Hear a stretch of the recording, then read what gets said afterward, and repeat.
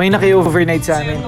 Pagkatapos namin mag-dinner, ay as per usual, tinapos ang gabi with 2 bottles sa tabi ng campfire. Well, actually 3 bottles dahil may nakitulog sa bagong trike. Naghugas muna ng pigil si Mrs. sa labas bago sumat. Mausok pa kasi kung sa loob siya ng trike maghuhugas. Di naman pwede mawala ang campfire dahil natural insect repellent tsaka vibes. Nilabas ko na yung treasure chest. Ice cold pa rin yung bote, gaso wala tayo pambukas, so kutsara na lang.